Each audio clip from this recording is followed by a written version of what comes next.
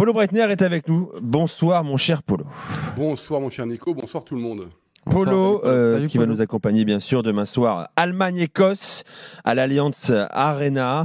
D'ailleurs, je ne sais pas si vous avez vu les images des supporters écossais qui ont conquis Munich. C'est toujours très impressionnant, ça te fait marrer. On aime bien ce genre d'images. Ça fait marcher le commerce local. La bière, mon ami. Ils ont planté des poteaux de rugby au stade. On n'a pas très bien compris. Bon, le kilt est sorti, évidemment. Bon, l'ambiance sera exceptionnelle pour ce match d'ouverture entre l'Allemagne et l'Écosse. Mon cher Polo, on a fait 15 minutes sur l'équipe de France, sur la tonalité ici chez nous, le degré de confiance. Où se place-t-il ce degré de confiance en Allemagne? Il est haut, il est élevé, il est comment? La fièvre commence à monter tranquillement. C'est pas l'ambiance qu'on a pu connaître à d'autres moments où on avait accusé les Allemands d'être très arrogants en disant que le titre est déjà chez nous. Vu ce qui s'est passé ces dernières saisons, c'est un petit peu plus tranquille. C'est pas plus mal que ça d'ailleurs. Ce que je constate, c'est qu'en fait, ils attendent beaucoup ce match contre l'Écosse et de dire si les 3 points sont là, allez, le tournoi est lancé et c'est parti.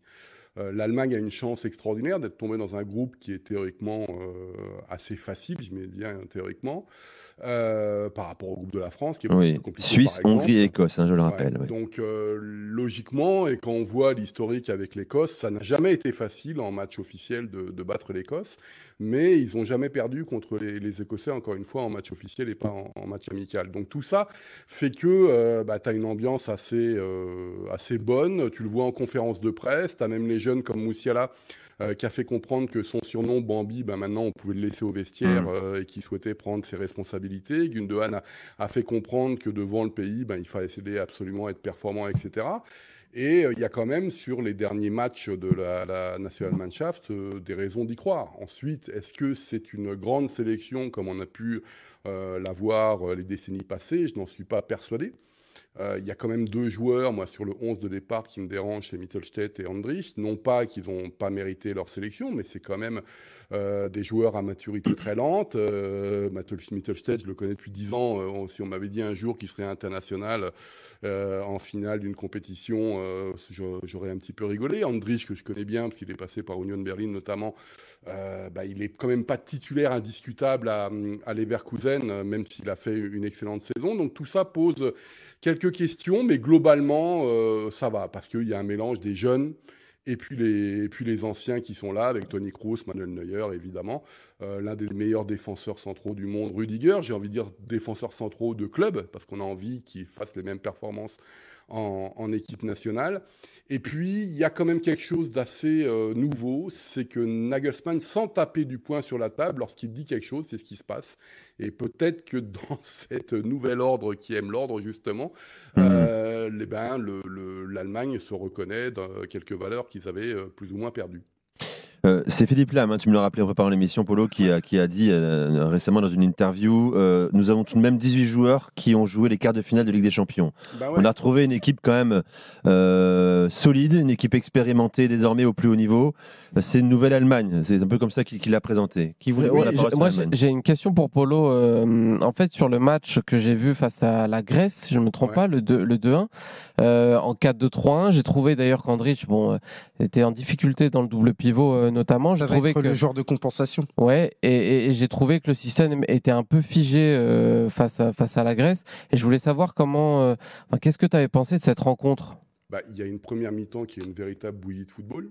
Ouais. Ce qui est très intéressant, c'est que la Grèce n'a pas mis le bus comme l'Ukraine quelques jours avant, mais avait décidé de jouer. Et en jouant, ils ont été meilleurs que les Allemands, notamment en première mi-temps. On est d'accord. Il y a un autre problème, mais ça qui commence à dater depuis quelques semaines et quelques mois, c'est le positionnement de Gundogan, qui a été nommé sélectionneur après sélectionneur, capitaine de cette sélection, et qui pose problème de par son positionnement, puisque le retour de Toni Kroos fait que, en position entre guillemets de quarterback, c'est lui qui récupère tous les ballons et il joue sur tout le monde, sauf sur Gundogan, qui a une position presque de meneur de jeu. Donc on préfère jouer avec Wirtz et Moussiala. C'est très compliqué. Je ne serais pas surpris, encore une fois, que pendant ce tournoi, Gundogan, ça devienne un petit peu la victime expiatoire de ce système mis en place par Nagelsmann. Ce qu'on a relevé en Allemagne, si tu veux, c'est quand même la volonté de remporter le match. Et ça a été salué. Maintenant, la prestation en première mi-temps, honnêtement, a été dramatique, mais j'ai envie de dire, à l'image de la boulette de Manuel Neuer, c'est les montagnes russes avec la sélection allemande, parce qu'on oublie que 5 minutes avant la boulette de Neuer, il fait une double parade exceptionnelle. Et c'est un petit peu ça. On ne sait pas quelle Allemagne on va avoir. Il y a quand même deux meneurs de jeu, Wirtz et Musiala, qui sont quand même les plus talentueux du monde, ou l'un ou deux des plus talentueux du monde. Comment est-ce que ça va fonctionner ensemble? On n'en sait rien. Mais en attendant, on se dit qu'avec 2 joueurs de 21 ans comme ça, l'avenir est assuré. Mais c'est vrai qu'à domicile, on a envie que ça aille beaucoup plus loin. On a envie d'avoir une équipe d'Allemagne qui joue vraiment. On va jouer avec un faux neuf.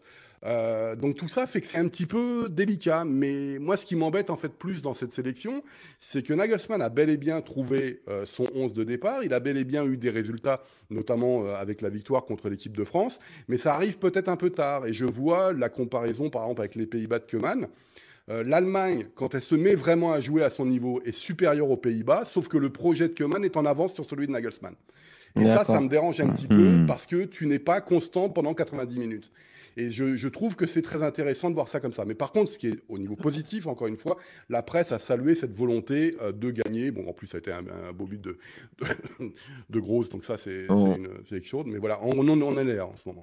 On ne parle plus du tout des absents en Allemagne, c'est-à-dire notamment les 2 joueurs de Dortmund, puisque tu parlais des joueurs qui ont fait quand même l'écart. Eux, ils ont carrément fait la finale de la Ligue des Champions, donc Brandt et Hummels.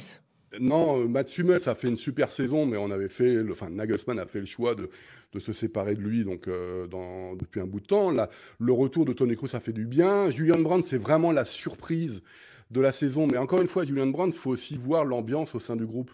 Et Julian Brandt avait été épinglé. Je ne sais pas si vous avez vu ce documentaire Netflix qui avait fait beaucoup de mal à Hansi Flick d'ailleurs. Amazon. Ouais, c'est ça.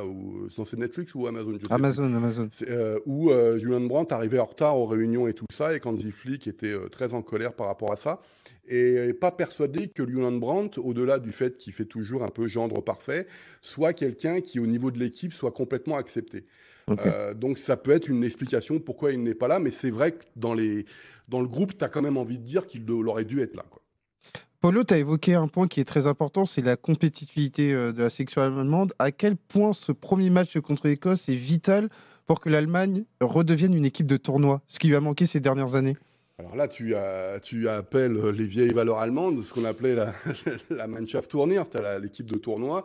On ne savait pas jamais comment elles étaient avant un tournoi, et finalement, elles étaient toujours en demi-finale.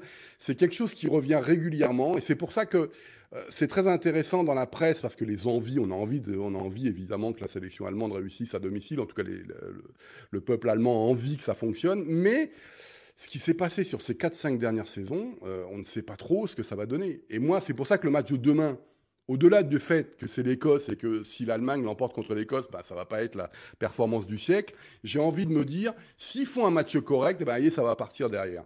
Et je ne sais pas ce que valent un Wirtz Musiala quand ils vont rencontrer les grandes nations, par exemple. Ça, pour moi, c'est un vrai problème. Toni Kroos, il n'y a pas de souci. Est-ce que Jonathan Tah sera un peu moins nounours et qu'il sera le niveau qu'il a eu à Leverkusen cette année? C'est une autre question. Est-ce que Kimmich va redevenir un grand arrière droit? C'est une autre question. Mais finalement, quand tu vois le groupe, la façon dont il est construit, les possibilités tactiques, c'est-à-dire qu'on peut sortir Gundogan, mettre un deuxième attaquant, etc. Donc jouer presque comme un véritable 4-4-2 avec 2 milieux excentrés que sont Wirtz et Musiala.